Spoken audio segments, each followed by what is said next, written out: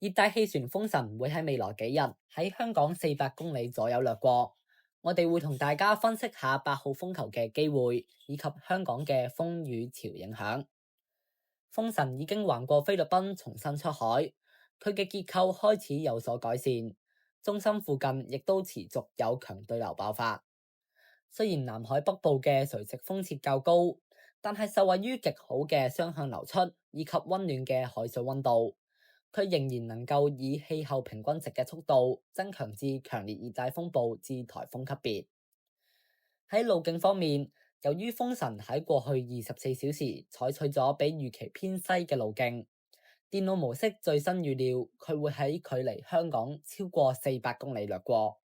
同東北季候風所產生嘅複合帶都會因此變得較難。再加上香港會持續吹偏北風，受到較大嘅地形屏蔽影響，風力會較細。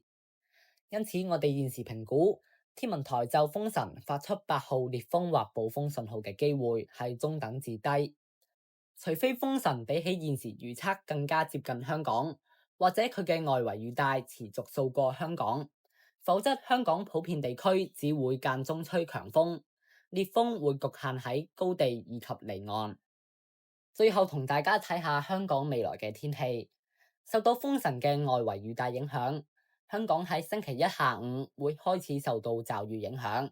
星期二雨勢會變得較大同埋頻密。受到天文大潮、東北季候風同埋風神嘅共同影響，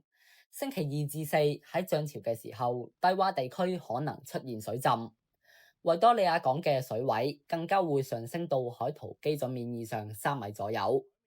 另外，當風神嘅雨帶遇到季候風嘅乾燥天氣，雨水會蒸發得更快，造成蒸發冷卻嘅效應，令香港嘅降溫更加顯著，